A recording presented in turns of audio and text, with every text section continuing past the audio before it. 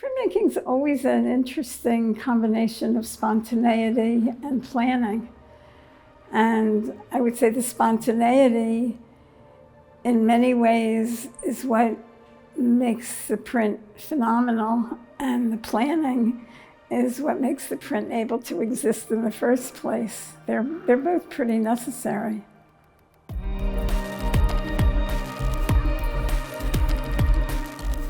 I was born in Philadelphia and have lived here all my life, except when I lived in Washington for 32 years. During those 32 years, I was a curator at the National Gallery, which actually started here in Philadelphia, because I had spent so much time at the collection owned by Lessing J. Rosenwald. I had taken my classes there a lot, and he felt I knew the collection well. And when he parted ways with the person who was then curator, he asked me if I would become the curator. And I did that thinking 2 years maybe I would do that. And that turned into 42 years. And so you have to be careful what you say yes to. You never know where it's going to take you. This print is by Emma Amos, and I would say of all the prints in the exhibition, she's probably the artist I knew best. We were friends. We were on committees together and boards together. She died much too young. She died in 2020. One of the things I love about it is the collage aspect of it. And Miss Otis regrets, so brings in the notion of a song. You know, wonderful features of lips and eyes and daggers. What's interesting for me also is the total difference in the color range of the part that's printed and the part that's collaged. So I've done lots of exhibitions. My focus has primarily been on, well, I would say 20th century American art, primarily post-war. Met a lot of wonderful artists and printers and great people. So it's been a kind of wonderful life. This is by Pamela Fantismo Sundstrom, and she is from Botswana. It's an amazingly dramatic black and white print. It's an offset lithograph that I think could readily be mistaken for a woodcut. And that becomes interesting when you see different techniques that feel connected to techniques that they are not, just because people see something, and if they can't do it, they try and do it in the process they're working with. I think the scale of it's extraordinary and incredibly powerful. And, you know, again, this is one of the artists from Africa that I had not heard of until I started working on the exhibition. The intention of the Refocus exhibition at Brandywine was to reflect Brandywine. There are 24 prints by 24 artists, and they reflect Brandywine's diversity. There were many, many more prints I would have liked to include, and I think that reflects the range of artists that have been here. On the labels, each of the artists is identified as they wish to be identified. So that was very important to us, to have people known how they wanted to be known. This is an example of, Sonia Clark is an example of the artist defining how they want to be known. She's African American and Caribbean American. It shows the kind of experimentation that is being done with the collage and the folding of paper. And she does a lot of performance work. She does a lot of work that is involved with hair and the importance of hair in addressing African American culture. The prints range from 1982 to, I think, 2022. The most recent one is 2022, which is fantastic. You see the changes that happen due to generational differences as well as cultural differences. And you also see the changes to Brandywine, the different kind of experimentation that are in the most recent prints. This is a kind of spectacular wall, I think. Well, this is a wonderful wall because it includes a print by a Mexican-American artist who refers to herself as Chicana, Marta Sanchez. It includes Betty Saar, a very well-known, highly admired African-American artist, one of the ones born earliest in the show. She was born in 1926. And this also shows collage aspects. I don't know if you can tell, but there are several, like the dice and the star that are sticking out. So it's a three-dimensional print in the same way that the Sonia Clark was a three-dimensional print. This is a Japanese-American artist named Gail Tanaka, and this is a Native American artist, Jen Lamar. But it seems wonderful to me to get these four prints living together on the same wall, all of them showing highly personal color activity that interacts with each other and enhances each other. I think each print adds to what you see in the other prints. And we can go to a wall across the way, which is kind of the opposite of that, a much more subtle array of prints. There have been many printers throughout Philadelphia working in different ways that have been included so that you also see the nature of printmaking evolve. So you deal with the generational differences, the technical differences, the philosophical differences, and the cultural differences. And the idea of the show was to try and feature all of those differences and not necessarily have the differences shout out at you. I think one of the interesting things for me as the show evolved was how you could hang a Korean American next to a Native American and they really had a conversation with each other. And it was the conversations that could be had, which is really what Brandywine's about. This is Belkis Ayan, who is one of the best-known Cuban artists, lived much too short a life. This is European-American Hester Stinnett, who has been involved with Brandywine for many years, and she was a long-term head of the department at Tyler School of Art. So she's important in the Philadelphia art community as well as Brandywine. And of course, that's the point, that Alan would, when he was working with local people, try and find artists who had a voice in various aspects of the Philadelphia art community. This is Young Soo Min, who is Korean, and for me, this is one of the most subtle prints in the exhibition. I don't know if you can read Heartland, Heart, but just the delicacy of this shading and gradation that's going here.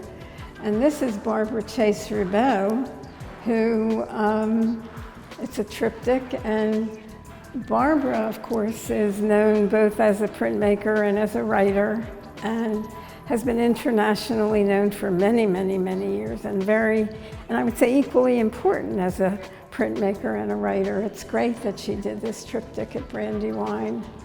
But this wall as a whole was meant to kind of build on each other. These two have portraits in them, and the Belkis Ayan was intended to balance these portraits. So when you are doing an installation, what you try to do is have the works talk to each other and have the walls talk to each other. Things seem to talk to each other one way or another. But you also have to be flexible in terms of what that means. It's difficult sometimes to stack prints, and these are only one of two places in the exhibition where we did stack prints, and this too is two generations. That's E.J. Montgomery, who was born in 1930, and this is Sarah Van Curen, who was born in 1943.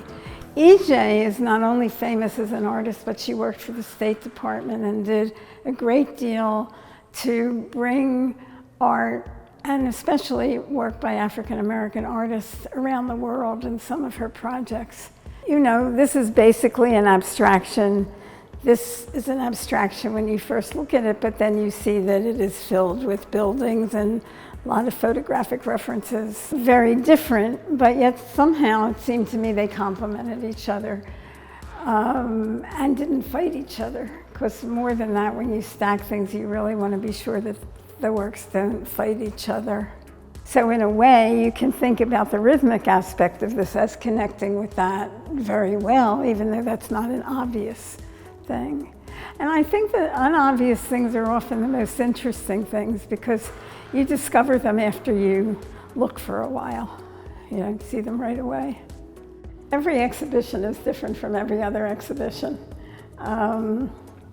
It's also what keeps being part of the field always interesting, because you don't ever do the same thing twice, even if it seems that you're doing the same thing twice. This was a kind of wonderful wall for me to put together because I have met all of these artists, Camille Billups in the upper top left and Deborah Willis below her and Howardina Pindell on the right, and they're kind of the same generation. It was just nice to be able to put them together and see what that conversation would be. This is Pindell DNA, and so this is kind of giving, you know, what percentage of what community she has in her DNA. So it's autobiographical. This is kind of autobiographical. Camille Billups, it's called the KKK Boutique, which is a little terrifying. I made space for a good man. She was once told by a teacher that she shouldn't take the space up in a class because she was a woman and would get married and would never carry on with her life, and that she was taking space away from a good man. And so I made space for a good man. She is the mother of the artist Hank Willis Thomas, who also has considerable renown. And that's when she was pregnant with him. So that's the good man she's making space of. So there's a generational and autobiographical connection among those three. I suppose one of the fascinating things for me was to include Lois Johnson's print here. She was a very early supporter of Brandywine and had been the head of printmaking and bookmaking at the, I guess now the University of the Arts, but previously Philadelphia College of Art, and discovering some artists I didn't know before. So, you know, you always, one of the things that's best about any project is what you learn from it. And so just learning more about the artists was important. This is the print by Lois Johnson, European American, site North Dakota. She was from North Dakota.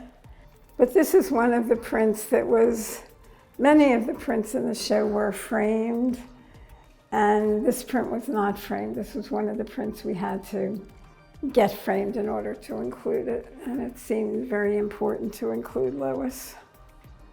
A strong supporter of Brandywine.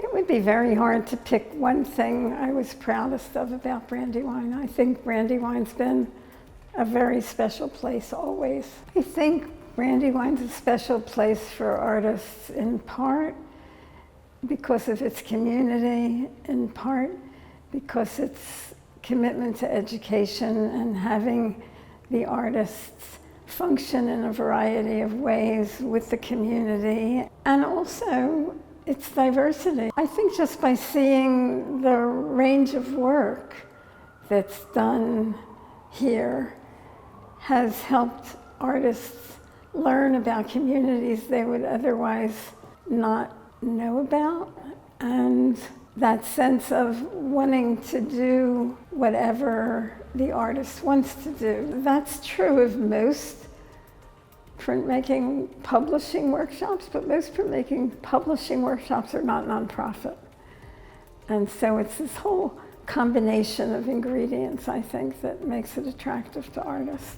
I knew of Letitia Huckabee, but never had seen this print, which I just think is extraordinary, the way the dress fades into the background, and this darling, darling child, flower girl. It has to do with flour sacks, that there were printed flour sacks that were actually used to make clothes when they were emptied out. And so that's the reference. It's flour, F-L-O-U-R, girl, but she's carrying or wearing an F-L-O-W-E-R. So there's a lot of language included in the prints themselves or in the discussion about the prints. So in a way, I would say one of the interesting things about the prints is that they're all very smart. They're all intelligent. They all are not only telling a narrative story, but a formal story and a cultural story. And you can, to really get them, you need to read them all. But you get them up to a point if you only read one of them. And sometimes that's all someone can do.